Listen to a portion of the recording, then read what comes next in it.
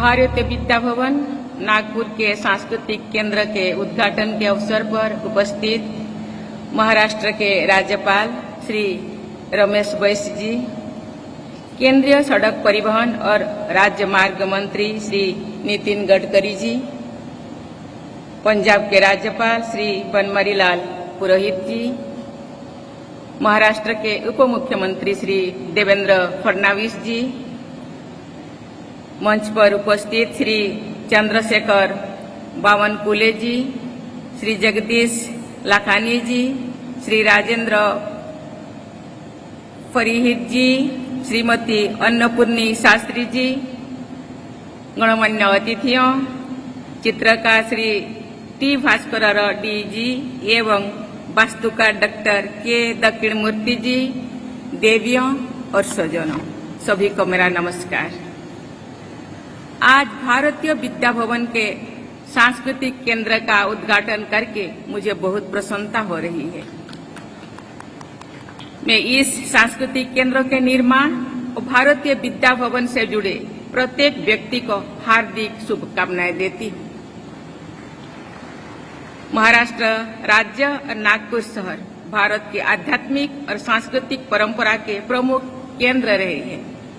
इस केंद्र की स्थापना से भारतीय विद्या भवन द्वारा भारतीय संस्कृति के क्षेत्र में एक और महत्वपूर्ण योगदान दिया जा रहा है। भारतीय जीवन मूल्यों को समाज में फिर से स्थापित करने के पावन उद्देश्य से कन्हैयालाल मुंशी जी ने गांधी जी की प्रेरणा से भारतीय विद्या भवन की स्थापना वर्ष 1938 में की थी। कन्हैयालाल मुंशी जी महान स्वाधीनता सेनानी और उच्च कोटि के विद्वान और लेखक थे। संविधान सभा के महत्वपूर्ण सदस्यों के रूप में उन्होंने संविधान निर्माण में विशेष भूमिका निभाई है। वे भारतीय संस्कृति के निष्ठावान संवाहक थे। ये आजीवन भारतीय परंपराओं को सुदृढ़ बनाने के लिए समर्पित रहे। भारतीय विद्या भवन के रूप में उन्होंने अपने प्रयासों को संस्थागत रूप दिया है। देवियों और स्वजनों, कन्हैयालाल मुंशी जी को भारतीय विद्या भवन की स्थापना करने की आवश्यकता क्यों पड़ी?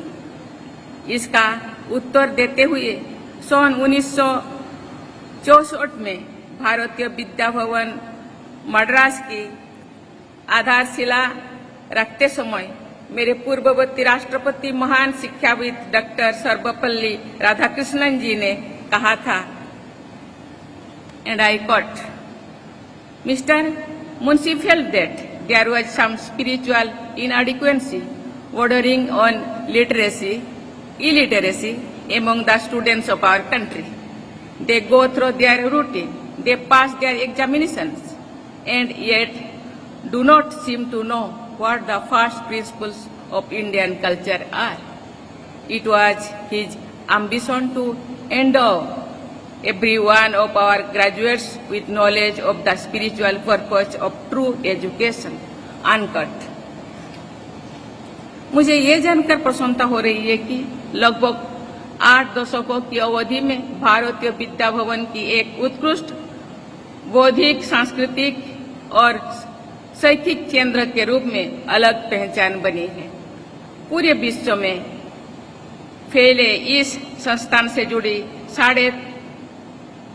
350 से अधिक संस्थान आधुनिक शिक्षा प्रदान कर रहे हैं।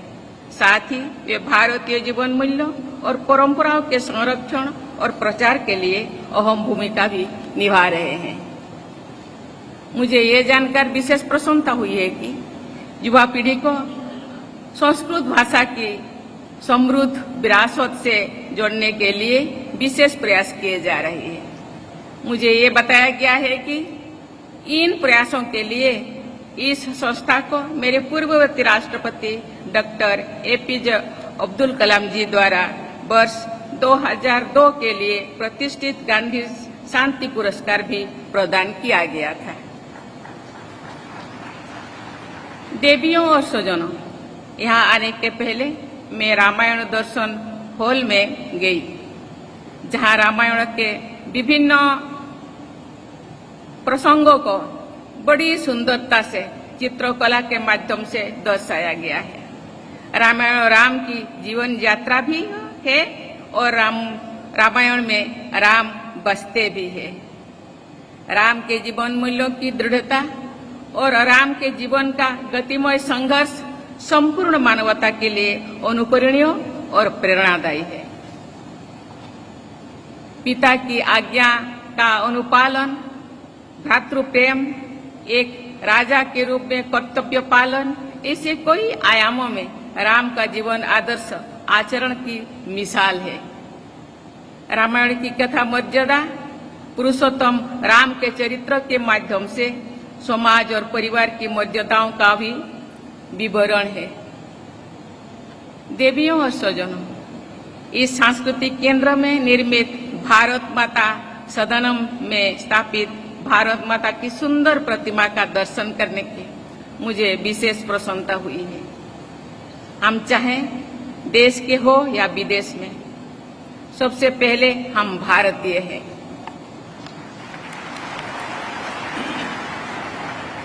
मातृभूमि की महिमा के संबंध में मैं रामायण के एक प्रसंग का विवरण करना चाहूंगी।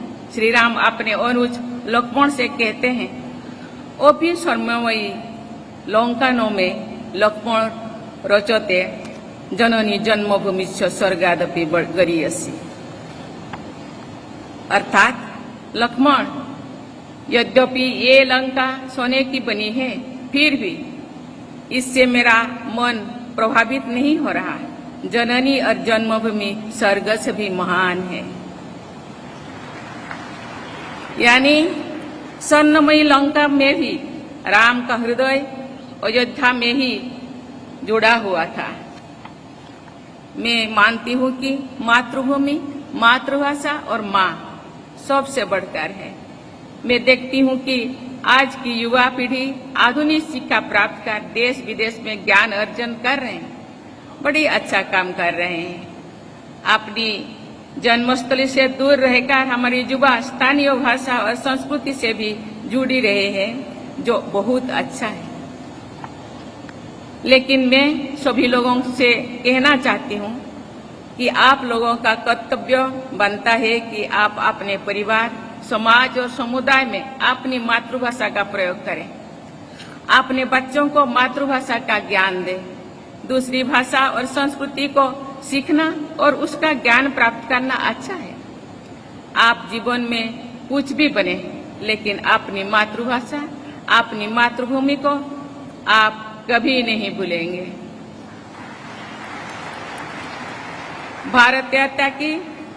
भारतीयता ही हमारी आइडेंटिटी है। ये विश्व में भारतवासियों की पहचान है। हाल ही में अपनी सूरीनाम के यात्रा के दौरान भी मुझे भारतीयता को करीब से अनुभव करने का अवसर मिला। सूरीनाम में इस वर्ष भारतीय मूल के लोगों के सूरीनाम में प्रवेश का 150 वर्षों का उत्सव मनाया जा रहा है। सूरीनाम के वर्तमान राष्ट्रपति श्री भी भारतीय मूल के ही हैं।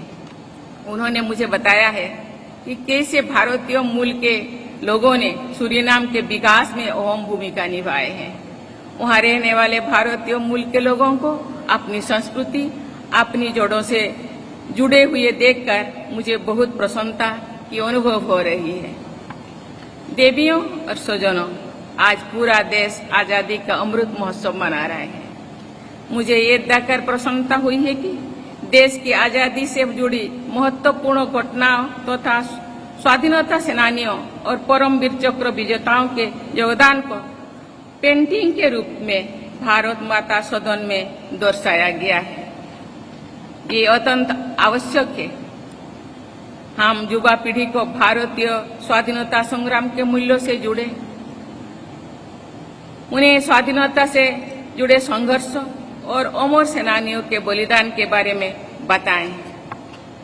मैं इस सांस्कृतिक केंद्र की परिकल्पना के लिए पंजाब के राज्यपाल श्री बनवारी लाल पुरोहित जी तथा भारतीय विद्या भवन की पूरी टीम को विशेष बधाई देती हूँ। श्री बनवारी लाल पुरोहित जी का नागपुर से विशेष संबंध रहा है और यहाँ के विकास में उन्होंने महत्वपूर्ण भूमिका निभाई है। यह नया सांस्कृतिक केंद्र नागपुर शहर के सांस्कृतिक परिदृश्य में एक और महत्वपूर्ण केंद्र के रूप में अपना स्थान बनाएगा। मुझे विश्वास है कि ये केंद्र नागपुर और आसपास के क्षेत्र के लोगों, विशेषकर हमारी युवा पीढ़ी को भारतीय संस्कृति से परिचित कराने में प्रभुत्व भूमिका निभाएगा। मैं आप सभी के उज्जवल भविष्य के लिए मंगल कामना करती हूँ। धन्यवाद। जय हिंद, जय भारत, जय भारतीय संस्कृति।